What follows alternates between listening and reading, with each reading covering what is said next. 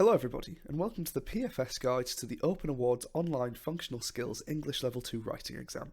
I'll be taking you through question by question so you can get a better idea of what you might want your answers to look like when you come to sit the exam yourself, and giving you some ideas of what to look out for when you're planning your questions as well. Let's jump in. Before we get started, let's see what we're being examined on. We'll read through them together so we can both understand them as clearly as possible. So we'll be assessed on our ability to communicate information, ideas, and opinions clearly, coherently, and effectively. All this means is that we need to signpost within our answer as clearly as we possibly can the specifics of what is being asked of us in the question. So for example, where it says that we need to explain what the problems are with the device we've bought, we just need to make sure that that is very clear within the answer itself. We'll also be examined on our ability to write text of an appropriate level of detail and of appropriate length, including where this is specified to meet the needs of purpose and audience. So in this example, it's a letter, so it only needs to be about a page or less long. We need to be as to the point as possible because our audience is somebody we've bought a device from, and we need to be as clear as we can in the problems that we have with it. So we'll also need to organise writing for different purposes using appropriate format and structure. All that means is that we need to obey the mode of whatever we're being asked. So in this form, a letter. So it's going to have things like a delivery address, a return address, a line that says to sir/madam, and then a signature line at the end. We'll need to convey clear meaning and establish cohesion using organisational markers effectively. All that means is that we need to make our layout within the letter as clear and as functional as possible. The organisational markers that I mentioned here could include things like bullet points, or they could even include things like paragraph line breaks. It's just about how we organise the answer. We'll need to use different language and register suited to audience and purpose as well. Language and register is just how we present what is written within the text. So for example, our audience here is somebody we're essentially conducting a business transaction with. So we need to be courteous, but also straightforward as well. So we'll also need to construct complex sentences consistently and accurately, using paragraphs where appropriate. So here when it talks about complex sentences, it's talking about the language that we use, and also the different ways you can build a sentence. So for example, we don't want every sentence to begin with the word and, or we don't want it to just be a simple list of problems that we have with our device. We need it to obey, like we said before, the modes that we're being asked in, so like a courteous business letter. We'll also need to punctuate writing correctly using a wide range of punctuation markers. Of course, these things include exclamation points and full stops, but to really impress the marker, we need to use things like semicolons and em dashes. We'll also need to use correct grammar and modality devices. Modality devices can be a slightly confusing term, but it's really easy once you know what it is. All it means is different forms of creating a sentence. So for example, just writing out what happened in a day in a journal is one mode, but also writing dialogue is another mode.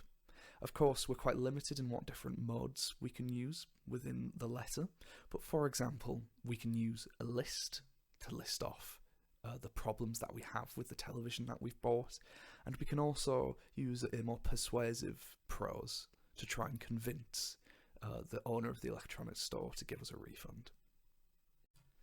Finally, we'll need to spell words used in work, study and daily life, including a range of specialist words.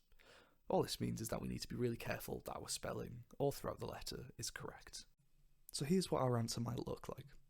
Remember, we're being asked to write a letter, so it's important that we include things that we would normally do when we write a letter, like a return address, a delivery address, and a signature line. So let's give the answer a read. John Smithy, 12 Strange Street, Nantavon, N2T, 2TV. To Price Electronics, 221 High Street, Nantavon, NT2, 2JJ, on the 29th of May 2020.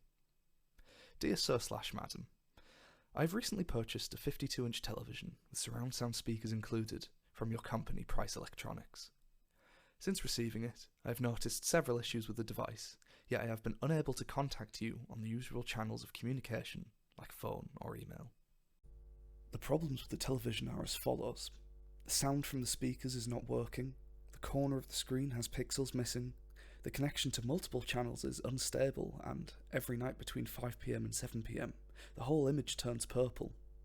I've so far attempted to fix the problem by calling and emailing the company and, as I stated above, this was unsuccessful. I have also tried searching each issue individually on the internet to try and solve the problems myself, but to no avail. I am writing to request advice on how to fix the purple image and screen issues, and to request an engineer to be sent out to look at the satellite disk connection to avoid further issues with the channel connection. As the surround sound speakers seem not to work at all, I am requesting a full refund for both, and a partial refund for the screen if an engineer cannot be reached or be with any assistance. I look forward to hearing from you. Yours faithfully, John Smithy. So now we come to the second and final question of the writing exam. We are once again given a scenario, which is different this time, and also a list of what we're going to be assessed on, but that's the same. So let's give the scenario a read. You are arranging a work outing to raise money for charity. You have decided to write a leaflet for colleagues persuading them to come along. You'll need to include information about the outing, for example costs and dates, how they can take part, and how the outing will raise money for the charity. So here's what we might want our answer to look like. Help Clean Our Seas, charity fundraiser to fund plastic removal on our beaches. Thousands of tons of plastic are dumped in our oceans and waterways every year, and the problem only seems to be getting worse.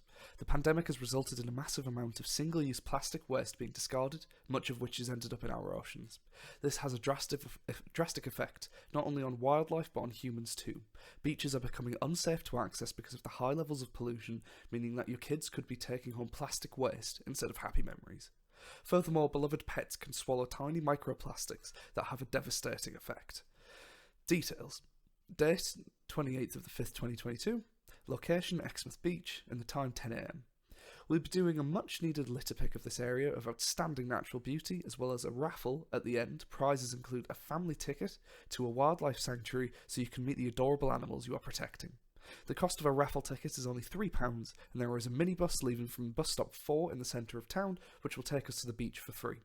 You can take part in either the raffle or the litter pick, but it would be lovely to see people at both and raise as much money as possible. Not only will this help the oceans and beaches, the weather should be good as well, so it'll be a fun day out for the whole family. Pets are very welcome as long as they're kept on a lead. The more, the merrier. So again, there are lots of things about this answer we can pick out that make it clear to the examiner that we're obeying what we need to do from the question and what we're being assessed on. For example, we have this bold header here, Help Clean Our Seas, charity fundraiser to fund plastic removal on our beaches.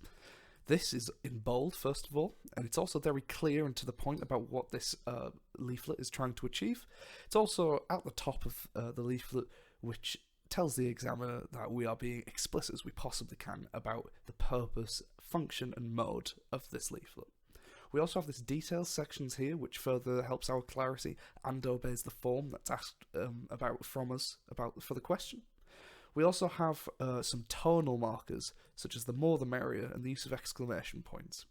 This suits the tone of what we're trying to accomplish here, as it's A for charity and it's B trying to convince people that they can come along to this charity event and help out. So a more jovial and light tone will be more effective at that.